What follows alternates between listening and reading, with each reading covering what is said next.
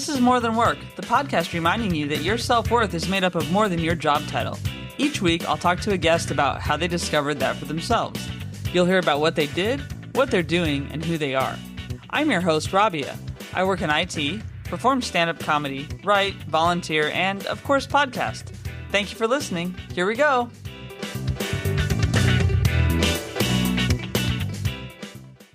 Hey, welcome back to More Than Work this week, everybody. So my guest is Sue Kurta. She's the owner and cheesemaker at Boss Mouse Cheese. We met at a comedy festival, actually, that she was at with her friend. And of course, she was talking about what she does. And of course, if having a podcast, you have to mention it within the first 5 minutes of meeting somebody. So we ended up meeting and we're here now. So Sue, thanks so much for being on More Than Work. I'm really flattered to be here. Thank you for wanting to talk about cheese and more than one. Yeah, of course. And so where am I talking to you from today? So I live on a beautiful old, slightly haunted farm in Kingsley, Michigan, which is halfway between the Grand Traverse Bay region of Traverse City, Michigan, and Cadillac, Michigan. Michiganders call it Northwest Lower Michigan. That's what our region of Michigan is called, is Northwest Lower Michigan. So that's where my farm is. Nice, nice. So how big of a farm is it and what are you farming there? When I bought the farm, it had 36 acres, which is a lot. I sold off the bottom 25 acres, which was just woods. I had problems with illegal hunting back there, which isn't very nice. So I now have 11 acres, which is comprised of just full conifer forest, beautiful big red pines, and I just leave it. I never touch it. And then my big Victorian, sort of slightly spooky house, and then a really big a big barn, old-fashioned barn. It's post and beam inside, and then a small barn that is my cheese plant. So it's a Victorian house, and then a big barn and a little barn, and then some beautiful woods. I have a little orchard, and I built this. I want to tell everybody there's lots of places like this, and they're not even that expensive. You just have to be willing to move to the country and make it your own. But there are lots of old farmettes and farms all over the world, and you can live on one too. That's awesome. It sounds beautiful and sounds like at least nice place to take a break or for you, to do a lot of hard work. And then I know you have a puppy and you have some animals. So just before we get into everything, like let's just do your inventory. So I have a 8-month-old puppy. His name is Ziggy, and he is chaos and a beautiful little guy. But wow, puppies are a lot. But we love him. I have 2 cats, Chet and Nina. I have 3 rabbits, Alice, Sparkle, and Sparkle. I have an enormous potbelly pig named Marshmallow. She does have her own Instagram account at Marshmallow the Pig. And that's my animal inventory. And then I had this summer, I had a bear visitor pass through the farm. There are bears in the woods, and I had a big old black bear a few months ago, which was really great to see. If I hadn't looked up, I wouldn't have seen her. I know she's there, but I actually saw her walk through the farm. So yeah, I live the farm's sort of in the woods. This is northern Michigan's largely woods. So I live right at the edge of the woods. Awesome. That's so cool. So you have all the animals in the farm and then you have the cheese makings. First of all, you weren't always a cheesemaker. So maybe if you can talk a little bit about kind of what you did and what got you to go from, what got you into it basically from where you were. Have had a couple of careers in my life. Cheesemaking is my 3rd career. When I was a young person, I always think we put so much pressure on young people to say, what do you want to do? And where do you want to go to school? What do you want to be? How do you know when you're 18, And when I was 18, I only cared about like punk rock music and fashion. So I ended up working in the music industry for about 10 years at labels, a recording studio, an artist management company. I super, super love music and rock and roll. I still do. And so I worked in that for a while, but I kind of outgrew it. The rock and roll music business is pretty kind of gross in a lot of ways. And I was getting older and losing my taste for it. And so I switched into being a secretary. And I really honed my skills at being a really good secretary and ended up taking that to New York City and assisting super, super senior bankers and consultants. And I find excellent administrative support work is quite valuable and quite necessary for the flow of business. So I always felt like that job. I still like that work. So I was doing that. But along the way, I really think it's important for everyone to explore having hobbies. And so, gosh, I was a fitness teacher at a period in my life, and I love animals. I'm a vegetarian for 35 years, so I'm a big animal advocate and lover. And I love to cook and I love to travel. And I want everyone in the world just to enrich their lives and get out there and explore life and eat it up and make it what you want. And I've always done that. And then cheese making was, I never thought out of my heart that was going to be my livelihood. It was just one of my hobbies. I took a wine and cheese making class or wine and cheese tasting class in New York where I live. I lived in New York in the 80s and then again in the 00s, like from 99 to 2010 we lived there. So two stints Oh, in New wow. York, and I took this wine and cheese class with my good friend Amy. And I thought, like, cheese. I love cooking. Maybe I could try making cheese at home. It started as simple as that. I took a class, and then the more I got into, I started making some cheeses at home, which everyone can do, like yogurt or cottage cheese or simple things you can do in your kitchen sink. But I really liked it, and the more I learned about it, I getting into it. And so living Mhm. in the U.S., the artisan cheese scenes, if you will, we have very strict laws around milk and raw milk and pasteurization, and milk laws are very strict in the US, where they're much more generous in the UK. They are not here. So you have to follow your state's milk laws. And so the states with the generous milk laws, like where you can go into a store and buy unpasteurized milk or pasteurized milk, tend to be the East Coast, like the really liberal states, kind of like America, right? Like on the East Coast, there was a cheese scene, and here I was living in New Uh-huh. York. So Yeah. I started going up on the weekends, like taking like beginner cheese making up in Vermont and intermediate cheese making in upstate New York. I would go away and really explore Oh, cheese making at a little more of an advanced level. And the more I was spending time on farms, the more I was like, I really like being on farms. And I was also really aware that I was just away from my life. I was really, I try to be really self aware. I want everyone to be self aware. And I know here I was in a mhm. very high pressure job in New York City, which is pretty intense. And then I'd go away and like, wow, I'm milking goats and I'm in the country and they have a farm. And oh, I'm going to live here. It's like when you're on vacation and Yeah. you're like, I'm going to move here. I'm going to move to Hawaii. I'm going to move to, it's not reality. You're just away from your life. And I was really aware that that might have been what was happening. So I thought, how do I figure this out? That I really think I like living on farms, but I also think I might just be away from my life. So I thought I want to do a longer test of what I think I'm feeling here. So I found an apprenticeship on a farm in Yeah. rural Maine, which is not unlike rural Michigan. And I took a leave of absence from my job. My boss was totally agreeable to it. I had a great boss. And I went up and spent about six Mm. weeks at a organic goat farm. The people were traveling and needed a farm sitter. So I had to hand milk goats, watch their farm by myself way out in the country. And it was a real epiphany for me. It sealed what I thought was happening, which was I really did want to live on a farm. It wasn't just a weekend fancy, away from New York. I really fell in love with the lifestyle and got to live it and work it and hurt myself and be out there by myself. And it's scary and all of it.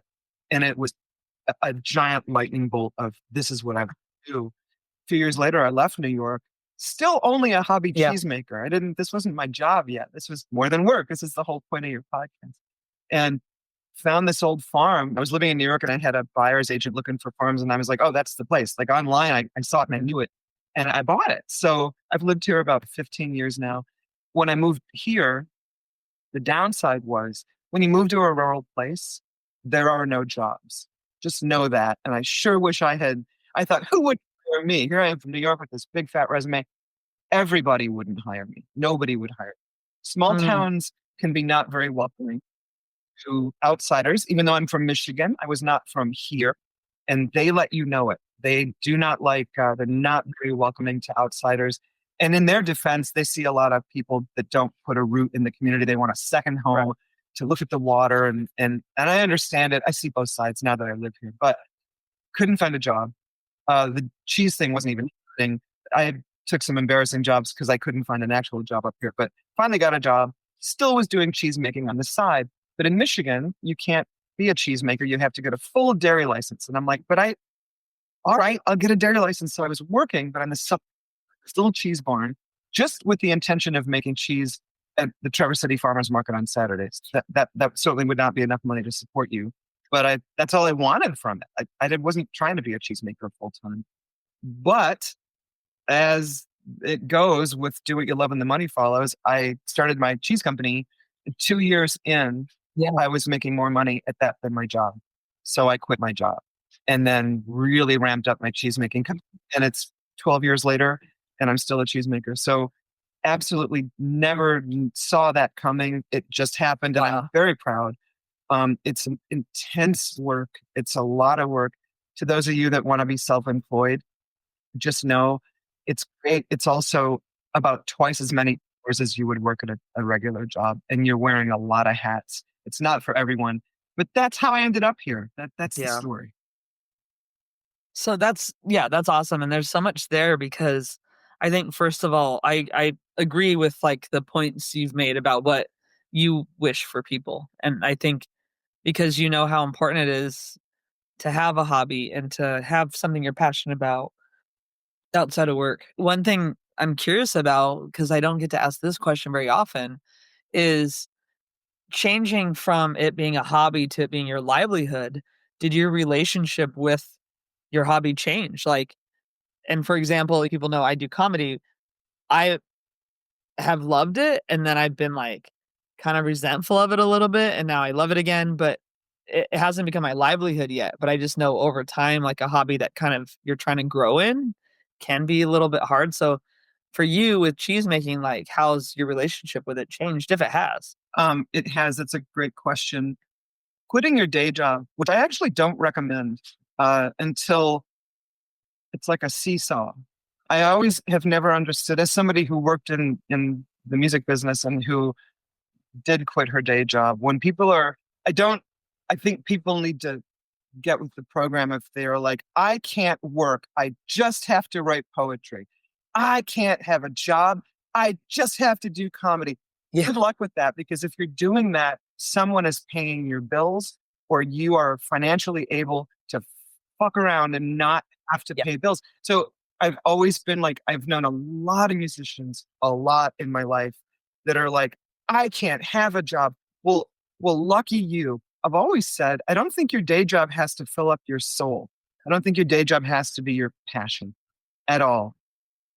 As an adult, you need to pay your bills. You need to not soak off somebody else. You can't be married to someone who's like, I'm an artist and they are doing all the work and you're sitting on your ass, not getting up to 11, doing your art. Really? You know what? They're going to resent you for that. And they should, because you can't be so self-important and think you're unable to work. What a privilege, to work and pay your bills. And if it so happens that's your hobby, I didn't do cheese making to be a famous cheesemaker. I don't give a fuck if I'm a famous cheesemaker. I don't care. I like to do it. I like to do it. And everybody should do their hobbies and their Yeah. side thing because they like it. Can't tell you how many musicians, when I was in the music industry, I knew a lot of guys in bands, is how I'd put it. And you know what they wanted? They wanted to be famous really bad, really bad. And I always say, beware of the want of fame. Yeah. Good luck with that, because it's probably not going to happen. And then you should still do it because it's fun as hell and funny and community built. You're around funny people and it's a blast. And that's why you should do it. If you want to be famous, what happens is when you don't get famous, you start to blame everybody else. I had a bad manager. They didn't promote me. But what the heck? Do your stuff you love because it's fun and funny and it enriches you. And then you might, I used to do fitness. I was a great fitness teacher. I'm older now. I don't want to do it anymore. But I want everyone to fill up their lives with fun stuff. It makes you an interesting person. If you go to your job and you come home and you look at your phone and you watch TV, that you're boring. You are boring. I'm sorry. That's a boring life. Because life's a big fun amusement park and you can make it what you want, and it makes you enrich yourself and go out and dive in and don't be lazy and put your stupid phone down and go out. That's why I like that you do comedy. Comedy is hard and you got to be smart to be funny. So it's a great group of people. Yeah. I do not resent cheese making. I think if anything, I take it very seriously because it's my money. It's my money, right? I used to have a job, but now it's just cheese, and that is Yeah. scary to quit your day job. When I worked at American Express's CEO for many years, I think he's retired now, was a gentleman named Ken Chanel. He was the first Black CEO of a Fortune 50 in history. So really great CEO to work under. He used to say, have a plan B, have a plan C, have a plan D. What if you quit your, and I had to say that to myself, what if I quit my day job and cheese tanks? I don't make enough money. Then what? Have a plan B, have a plan. You have to look around the corner. Don't have Yeah. expectations. Um, you can't make it. It's just, Yeah. and I want to also say this is just what I think and what I did. There's no right and wrong. It's just how I approach it. I think people are too self-righteous. I'm full of shit.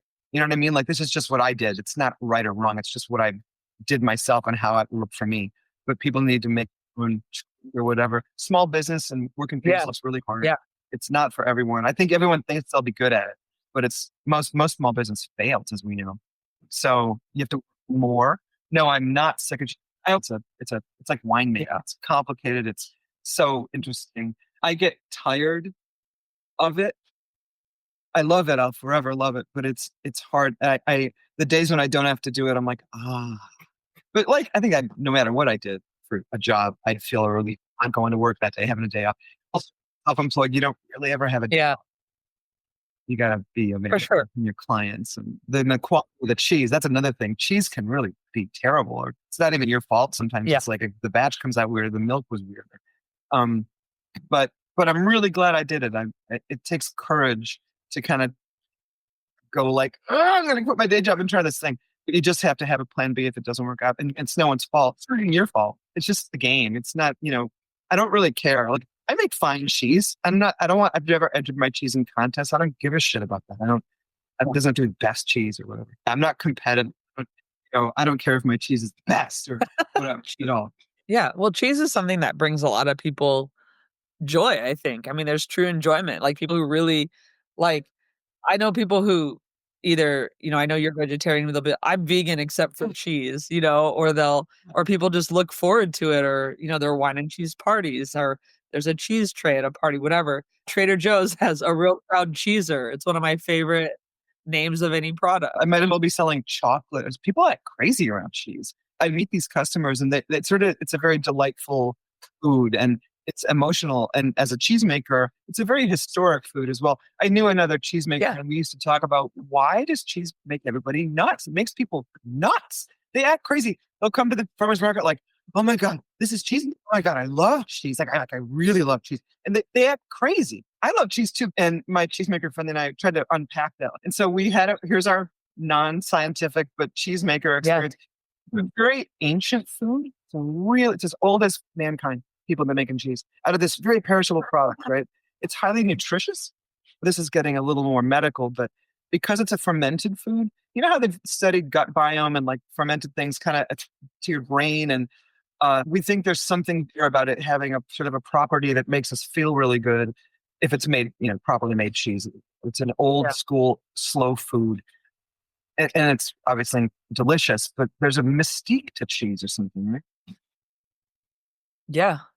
Yeah, I mean, it's cool. It is funny though, and yeah. Well, like cheese samples. Like if you're giving samples, people go after that. They'll be on it. I actually don't sample anymore. I used to, but you end up people are just hungry, so they have no intention of buying cheese.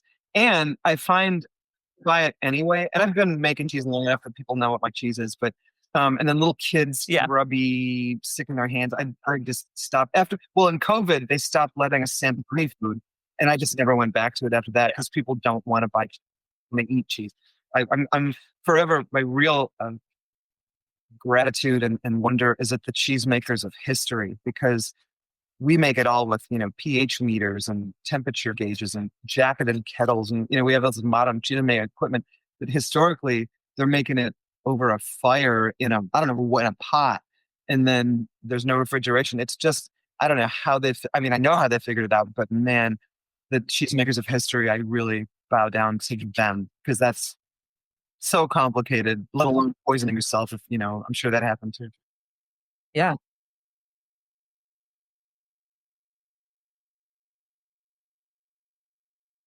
Yeah, no, that's extraordinary.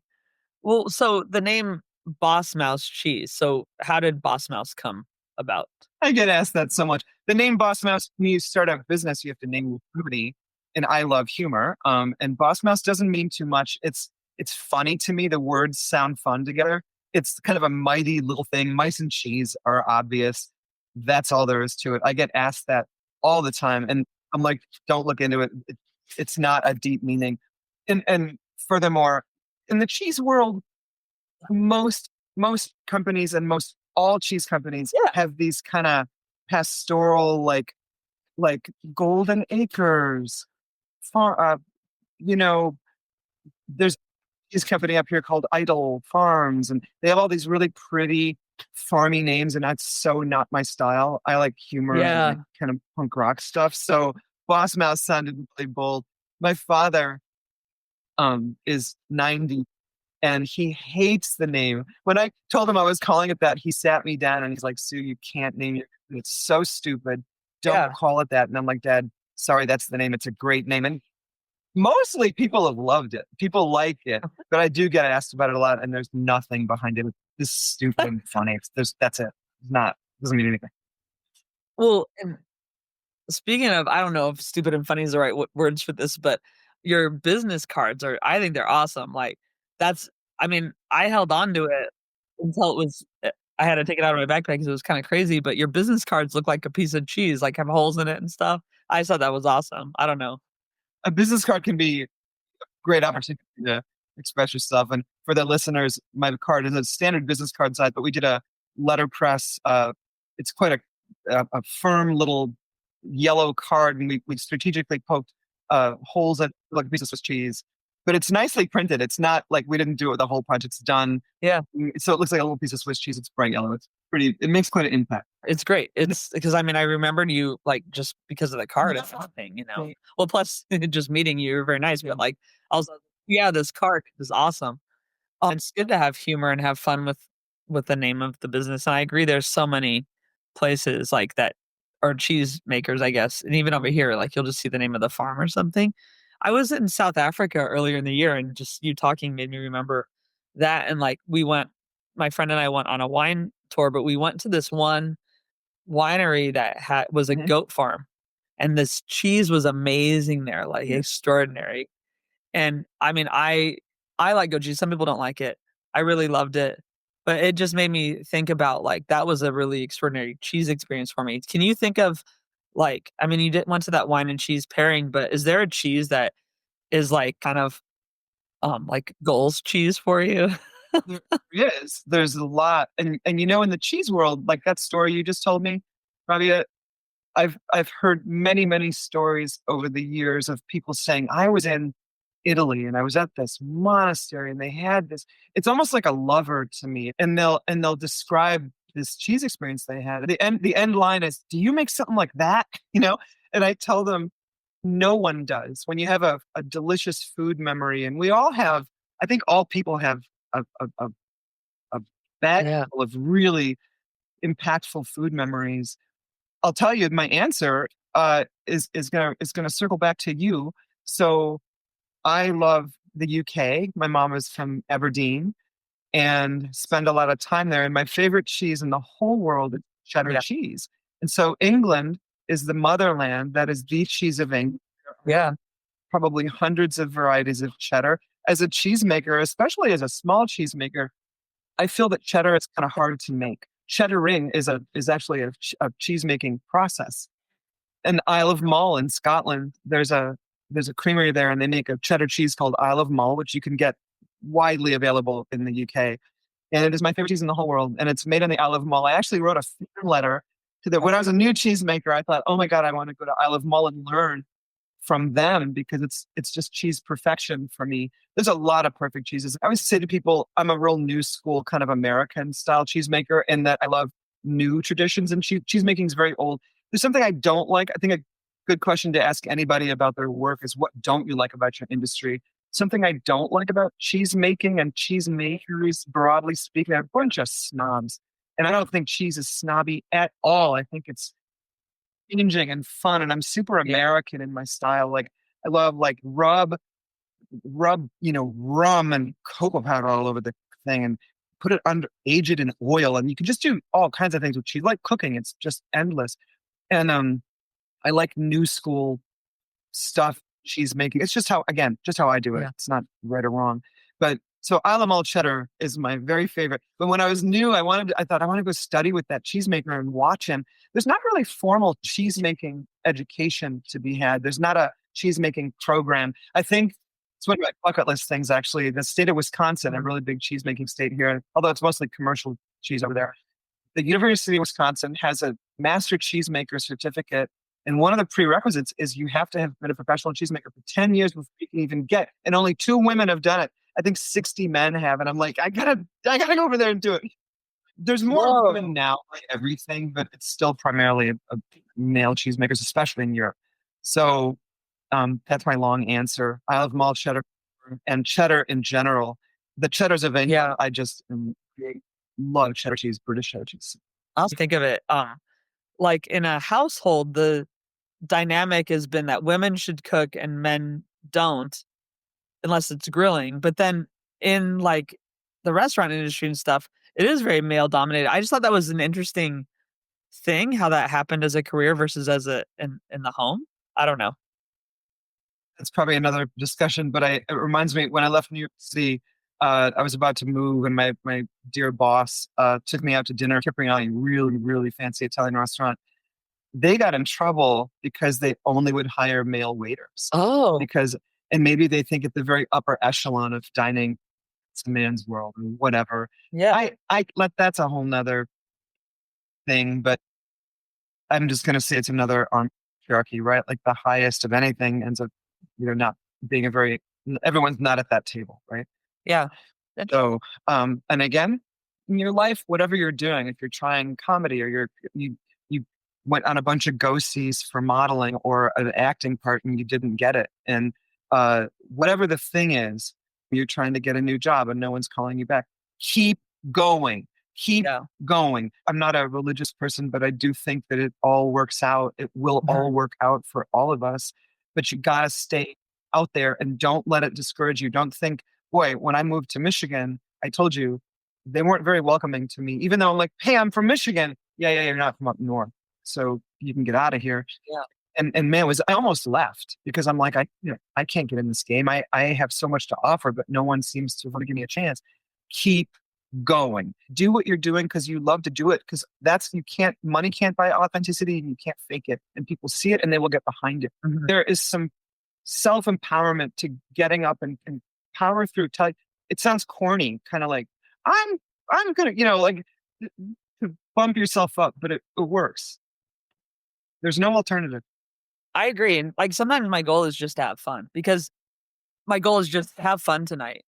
Because Yeah. especially when you do these contests, I mean, you said you don't put your cheese in contests, like, there are all these at my level, at this, open micro level, there's all these contests and there's pressure to, like, win something so you can prove that you're funny when it doesn't really do that anyway, it just proves you won that contest, and there could be a lot of factors about it. I mean, unless it's like BBC or something, but, so it's kind of an interesting thing, and then it does take the fun out of it because now you have, like, your colleagues, your peers that you're competing against when if you're just doing a show together, you're not competing. You want everyone to do well. If there's 5 of you on a bill, you want all of you to do well. I went to a comedy thing last night, and Traverse City's trying to have a comedy scene. It's small, it's a smallish town, but it was a really fun show. And there was a trans person up in one of they call them teams, and it was just like what you described. They had four teams, and I thought of the courage it took for that person to get in a room full of strangers and do comedy, and they were funny. And that's the spirit of just doing anything. Do it because you love to do it Yeah. really. And if you're mad at it or I mean, like guys in bands I used to know that weren't famous enough yet would, yeah, our managers, they were so bitter. And I'm like, man, what are you doing it for then? Who Yeah. cares if you're good? Do it because you like to do it. And that takes courage, and not worrying about what people think of you is like the great human anchor, right? What are people going to think? And Yeah. when you can start cutting away at that on your ankle, man, does it free you? And it's kind of why we're here. Like nobody's thinking. remember, nobody's thinking about you that much. That's the truth. Yeah. Well, that's very Do what's that beautiful Dr. Seuss quote? Those who mind don't matter, and those who matter don't mind. It's the best Dr. Seuss quote. It's about being yourself. no, it is no, it's true. I mean, at some point, like, you have to know yourself, and what's gonna make you happy and not worry about other people. It's one of the great gifts of getting older. People in our culture, the world over, particularly Western culture, we get so down on aging, and I think aging is a gift. It's so great to get older. It's You're so much wiser, and I find just more compassionate, and maybe not for everyone, but I quite enjoy aging.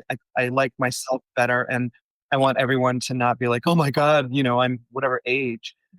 It's a lot of people don't live to be older. A lot of people they're dying all the time. So if you get to be any age, you open your eyes today. Yeah. Remember gratitude because who guide you is Yeah. somebody that didn't get you, and life is I don't know what the hell life is. What is this? I don't know what the universe is, what we're doing here. But I know you have fun and hear your own drummer and make it what you want and be your mind and all of that. I'm super big believer in that. It's still corny, but I mean everything I'm saying. No, no, I mean, it is a privilege because you're right, people not everyone does live to be older, and we all know people in our lives who died, children die or teenagers die or 20-year-olds, and it's always tragic, but you got the extra time, so if you have some wrinkles, like, for me, I don't really care, I just go, "Good, this is now I know how I look when I'm old." As girls, like the world sadly has cast our main value as I our know, beauty and sex appeal. And that's just I know. so maddening and so sad. And you have to get to a point as a woman, you know, of saying just a giant fuck that. And I Mhm. and love yourself so much if if you don't please people that are looking at you, but so fucking want you to just be like, that's why I like, middle age and women just get to that point where it's like, you know what? Love yourself so much that you understand that aging is a gift and it just doesn't matter. It doesn't really matter what you look Yeah, like. Try to start for that goal because it's the truth. yeah, it's a difficult one. Yeah. So I think, uh, just one question I have about your business, the that you're in, um, is you sell locally in Michigan, but then you do have some one product online, right? So can you talk a little bit about what that is and its use? Because I saw it and I was like, I don't even know.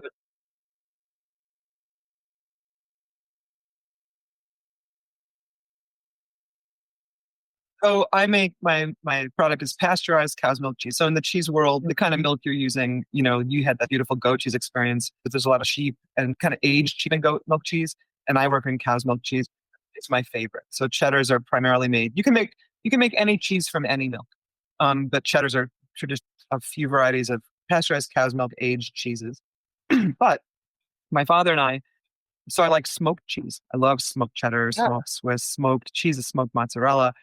So my dad and I and cheesemakers do. We built a cold smoker, and those are kind of uncommon. You don't really need a cold smoker because most food need heat. But Oh, cheesemakers build yeah. cold smoker. Smoke is lox. When you have smoked salmon, lox are cold smoked. Then tasting smoked salmon, and those are cold smoked. But otherwise, food doesn't need cold smoking because it can take the heat. But cheesemakers build cold smokers. My first one, we made it in an aluminum garbage can. It was just a homemade smoker because I wanted to smoke cheese. But now, because I had a cold smoker years Yeah. ago, we threw a stick of butter in there to smoke butter.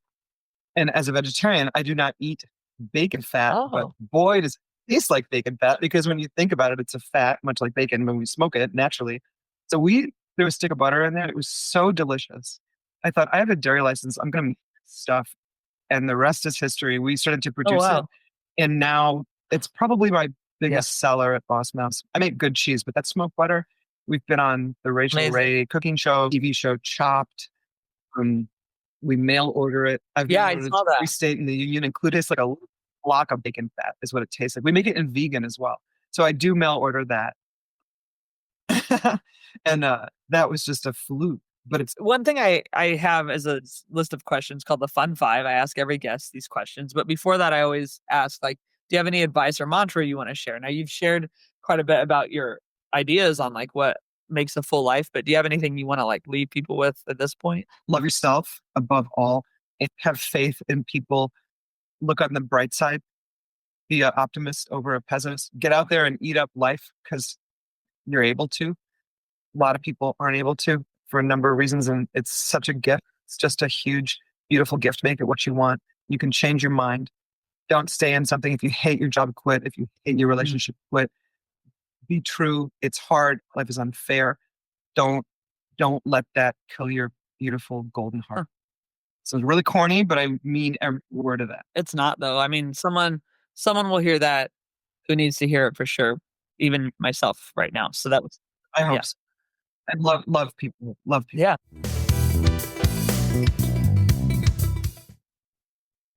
So next we have the fun 5. So these are supposed to be fun. Well, the first one is what's the oldest t-shirt you have and still wear? When I was living in working up on cheese farms on the East Coast, I bought a used REO Speedwagon tour shirt from the early '70s that has been so worn. It was at a secondhand shop, and the kid that sold it to me claimed it was her dad who was a roadie for REO, which is Whoa. I believed her. Pretty random. It's such an old shirt you can almost see through. It's like a wet piece of clean. It's just a and I don't Yeah. wear it because it's so delicate. It's such a prize to me. I love logo tees. I love rock t-shirts, and I think they look good on Yeah. everyone. And that one is a real prize, but it's so delicate. But it's got kind of glitter on it, and it's got like that old REO thing of the woman with the guns, and it's just a weird old thing. So that's my kind of my prize old t-shirt. Awesome. That's cool. And yeah, you wanted to know a little we talked before and a little bit about my answers, but mine's I want you to answer too. Yeah, I want you to answer too. yeah. So it's all of Phil Collins, sure, I think. I mean, I've kind of now I feel like I've lied on a previous one, but that's fine. One of my shirts, the one that's the most disaster is this Phil Collins t-shirt from his Both Sides of the World tour. Like it's got no Yes. sleeves now. The collar's ripped, whatever. I don't know. It's a crazy shirt. I mean, I really shouldn't wear it at all because I barely Yeah, wear you it. should. And then I have a Phantom of the Opera t-shirt that's really Oh, old, but it had a glow in the dark mask on it that still glows in the dark. So it's pretty crazy, but it's like 13 years old or more. Probably more. I mean, it's probably 35. Well, yeah. 40. I Yeah. have because I was in the music industry, I have a So lot of rock and roll t-shirts from my music business days. And one of the weirdest ones I have, like you have the glow in the dark Phantom shirt. So when you two released their record Lemon, they made a scratch and sniff Lemon t-shirt, and yeah. I've got it. I think I haven't scratched it for a while, but I bet if you scratch it, it smells like lemon. Isn't that funny? Yeah. So we could wear them together. We could. If it still does, like I'll let you know. if it still smells like lemon, you have to wonder like how I safe have a product. I it is just breathe at this point. how some how I did a line of the lemon t-shirt from the '90s. Yeah. Yeah. All right.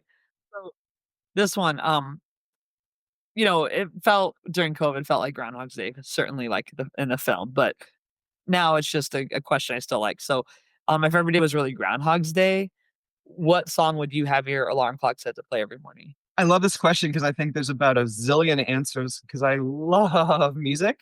And the winning answer for me, I changed my mind a few times. It is Rock and Roll Like by Kiss because the opening chords of that song, that little piece of that song, I could listen to that on, it's like the soundtrack in my brain. I love that song. And I can't remember if it's on Kiss Yeah. Alive where they recorded it at Cobo Hall in Detroit. And I had friends that were at that show. And so that's my answer. Is I love the band anyway, but Rock and Roll and Life by Kiss. Awesome. I've had different answers different times. I think what I would do now if I had to pick one, I probably would just pick the Curb Your Enthusiasm theme. It's like Frolic or something Yeah. because it's so funny to me. Like I wake up laughing, which would be good. Mhm. But I've picked other songs before, like usually Elton John or something because I love Yeah. Elton John. But I think, yeah, the vibe would be Curb Your. So the next one, coffee or tea or neither. All. I love coffee. I start my day every day with homemade coffee. I'm not a coffee shop patron, but I make coffee at home and I love proper black English tea and I'm a big herbal tea drinker. I don't I've put down alcohol. I used to drink a little too much alcohol in the past, so I don't drink much anymore. But I love herb tea at night, so I drink all of the above. Yeah. Nice. Cool. All right, good. Yeah, and I drink coffee mostly, but I'll have tea sometimes. So can you think of something that makes you like either makes you laugh so hard you cry like before or Can you think of something that in the past has made you laugh so hard you cried, or something that when you think of it just cracks you up? Yes, and it's a little blue, but it's I'm gonna tell you. On Instagram, there is a guy named Jack Vale, Vale, and he Okay. goes around. He's an American dude, and he's got a little handheld fart noise maker. And his entire feed is he goes around Walmart in America and he looks at products, but he makes these fake sounds to alarm other shoppers. And somehow he films it. I don't know if he's got somebody with him who's got a hidden camera or what, but it is so funny. I cry laughing. It's so funny to me because the reaction, some people laugh, most people are super alarmed or they get really mad at him and think that it's so insulting. And he handles it beautifully. That's it, is he makes fart noises in Walmart. So that's what I'm gonna say. I cry. I can't even I can't ever it never Okay. doesn't bust me out. It's so funny. So funny to me. I'll look that up. I'll look that up. That's funny. I remember my brother when we were kids. Um, so me and my sister shared a room, and my brother was next door, and his bed was against the wall that we shared. And just one time, he like farted against the wall really loud, and it was amazing. Oh my gosh, I'm 10 years old and I love farts and I think they're hilarious. So that's my juvenile answer. Yeah. Yeah, and he did this like, "Woo!" You know? I have It a was double answer too. There's a podcast called Last Podcast on the Left. It's out of Los Angeles. It does some true crime, but they also just make fun of current events. And there's a comedian named Henry Zabrowski who's yeah, so hilarious and talented to me. He makes me just die laughing. I love that podcast, but particularly Henry Zabrowski is just a diamond. I think he's so funny. So a lot of stuff. I laugh a lot at a lot of stuff. I think things are pretty hilarious. awesome.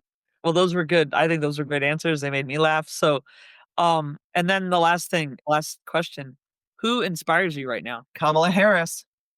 I love her. So Kamala Harris and I are the same Yeah, age, and I can't imagine being a woman of color who's so accomplished, so impressive, so cool, being up against that motherfucker. I'm sorry, Donald Trump and his white Nazi cronies. I admire her so much and her courage and her professionalism, and I just think yeah. she's a star, and I can't wait for her to be president. High time, America. We catch up with the world and have a girl in a position of authority. So, yay, Kamala, go Kamala. Yep. Yeah. I like how her husband, Doug Emhoff, calls her a joyful warrior and that whole idea, and I really admired that. I admire their I mean, what I know about their relationship, I very much admire too. I definitely have not found a person, my person, but I just look at them and I see, like, this amazing life and respect and the sacrifice now he's gonna make for her Yeah, I think and that he is making, and, like, so many women have sacrificed, and I think it's amazing. I think they're amazing, and but the joyful yeah, warrior spirit, I yeah. really like that idea. I love her and admire. Yeah, yeah. Thank I'll just piggyback on that one for this time because I mean, she's it's Robert. I want to thank you because I think even the whole nature of your podcast is so selfless. You want to, it's being interested in others is getting not on social media, but actually be curious about other people is a real gift. And I thank you. I'm super flattered you even remembered me or asked me, but I like that the whole, and you've done 100 of these, I think, right? It looks like, yeah, how a many of little these? over, yeah. So that's a labor of true love and curiosity about other people. And um, I admire you for dedicating and putting your personal work and time into a thing just to talk to other people about their lives because people are so interesting, aren't they? Like, oh, people are so just talk Yep. to everybody and hear their story. But I like that that's what you did with your free time is did something to bring others to Oh, others, So good for you. Star on your head. well, no, thank you so much. That's really kind, and I mean, yeah, I just think that, like, it is important. I think when we share our stories and get the opportunity to, it encourages other people to do that.